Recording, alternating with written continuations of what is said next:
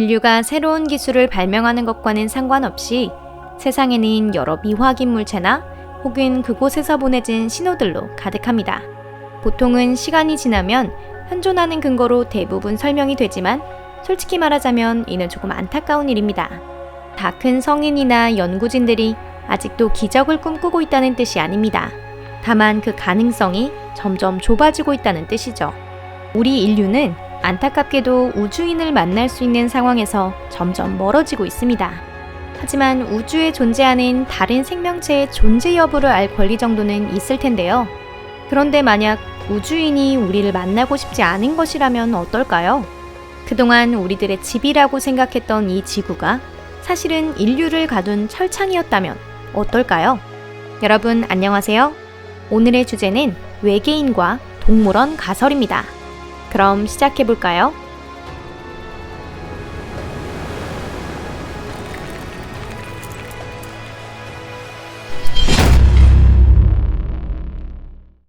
엔리코 페르미의 안타까운 결론. 지구와 태양계의 나이는 몇 살일까요? 겨우 45억 살에 불과합니다. 반면 우주의 나이는 최소 120에서 130억 살이라고 알려져 있으며 이는 태양계의 약 3배에 해당하는 시간입니다.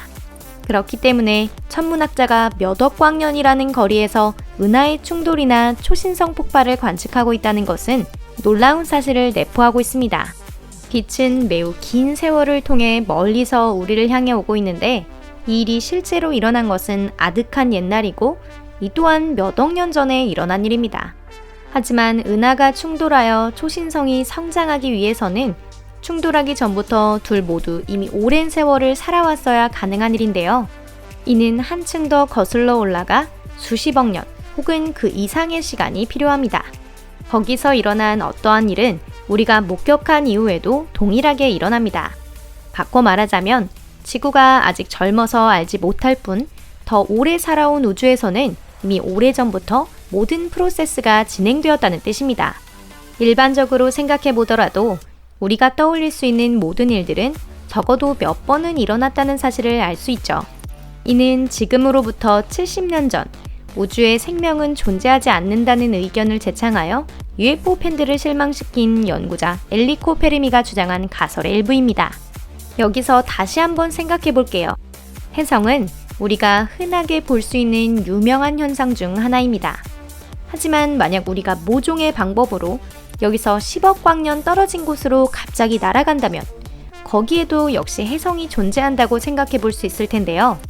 우주의 생명체도 이처럼 흔한 현상이었다면 우리는 생명체도 잘 볼 수 있었을 것입니다. 하지만 실제로는 목격하지 못했죠. 이 말인즉 생명은 존재하지 않는다는 말이 되는 것입니다.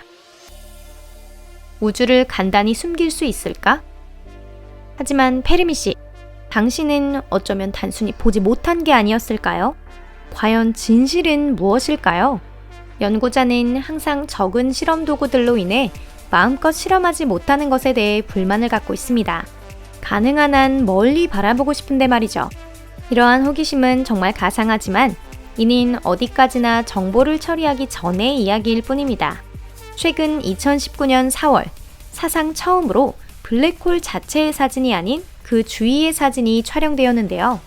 이때 발견자들을 가장 힘들게 한 것은 무엇이었을까요?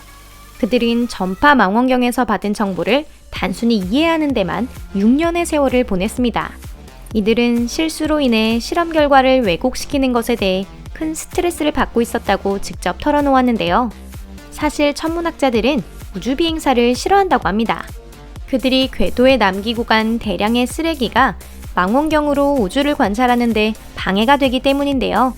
만약 제가 은하항해가 가능한 UFO의 선장이라면 지구인의 공간을 더럽히기 위해 쓰레기를 원하는 만큼 쉽게 가져올 수 있을 겁니다. 그럼 지구에 살고 있는 우리는 지구에부터 비행하고 있는 소행성조차 완벽하게 볼 수 없을 텐데요. 엄밀히 따지자면 먼 우주는 본다라는 개념보다는 기계에서 보낸 숫자를 인간이 다듬고 컴퓨터가 만든 그림을 통해 우리에게 보여주는 것에 가깝습니다. 우주에 정말 존재하는 상황, 즉 다른 생명체의 수색에 관한 진실에서 우리를 차단하기 위해 지구 주위로 보이지 않는 철창을 만드는 것도 고도의 문명을 가진 외계인이라면 간단한 일일 겁니다. 우리가 철창에 갇힌 이유는 뛰어나기 때문이다. 일단 이 철창이라는 것이 있다고 가정해 보겠습니다. 그럼 대체 왜 우리를 그곳에 넣을 필요가 있었을까요? 진짜 질문은 이겁니다. 대체 무엇을 위해 지구인이 우주인과 접촉하는 것을 막고 있는 걸까요? 현재 지구에서는 슈퍼박테리아의 퇴치를 위해 많은 의사들이 골머리를 앓고 있는데요. 이것이 탄생한 경위를 혹시 기억하시나요? 처음에 항생물질이 발견되었을 때 이는 좋은 것으로 평가되었습니다. 하지만 인간은 항상 더 많은 것을 원하는 존재이죠. 점점 많은 항생물질이 발견되었고 인간들은 이를 남용하였습니다. 그 결과 불과 몇 년 만에 생물권의 균형이 파괴되며 우리 자신을 망치는 괴물을 낳게 된 것입니다. 자업자득인 셈이죠. 하지만 외계인들은 우리 인간들보다 더 고도의 문명을 갖고 있습니다. 그들은 이미 이러한 일들을 모두 경험했고 지구인을 발견했을 때 긁어부스럼 상황을 만들지 않기 위해 내버려 두기로 결정합니다. 태양에서 세 번째 행성에 존재하는 문명이 좋은지 나쁜지는 그들에게 아무런 상관이 없습니다. 그저 외부의 영향 없이 자력으로 발전하도록 놔두면 그만인 것입니다. 이는 관여하는 순간 골치 아픈 문제를 끌어올지도 모른다고 생각했기 때문이 아닐까요? 인류의 문화에는 원시적인 원주민이 더 발달한 외계인을 속여 우주선을 훔쳐 도망간 뒤 가까운 은하를 타러 간다는 이야기가 많은데 바로 이런 것을 우려한 것은 아니었을까요? 우리가 철창에 갇힌 것은 불쾌한 상황. 다른 입장에서 생각해 보겠습니다. 처음으로 세상에 나오자마자 금세 쓰레기를 퍼뜨리며 입구를 막아버리고 동료끼리 이거 누가 처리할 거야? 라며 치고받고 싸우는 미지의 생물을 보게 된다면 우리는 어떻게 생각할까요? 원자폭탄이나 세계대전, 집단살해, 환경재앙을 일으키거나 대중문화 산업을 만들어가고 있는 우리 지구인도 바깥에서 보면 그렇게 비춰지고 있지 않을까요? 우주인의 시각에서 본다면 인류의 문명은 거대 도시에서 가장 꺼리는 격리거주 지역과 다를 바가 없을 겁니다. 거기에 현명한 자들이 나타나 동료들에게 위험한 삶을 살고 있다고 지적해도 아무것도 바뀌지 않습니다.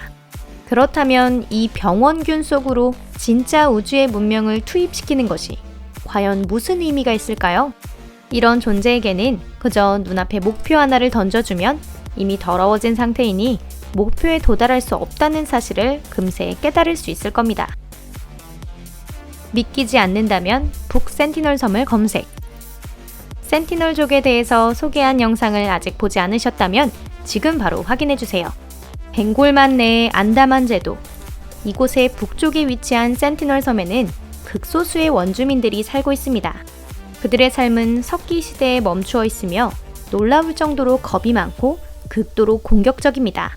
그들은 문명화의 기회를 놓쳤기 때문에 노예 상인조차 이 센티널족과 거래하느니 3배의 금액을 내고 파푸아인을 사는 게 이익이라고 말할 정도이죠. 이는 허구의 이야기가 아닌 실존하는 이야기입니다. 센티널족은 어선부터 연구진이 보낸 쿼드콥터까지 외부의 존재라면 그 무엇이든 화살과 창으로 공격합니다. 인도의 국경 경비병이 바로 옆의 섬에서 주변 관광객이 규칙을 깨고 섬에 접근하지 못하도록 감시하고 있다는 사실을 그들은 알지 못합니다. 센티널족은 섬에서 한 발자국도 나갈 수 없는데요.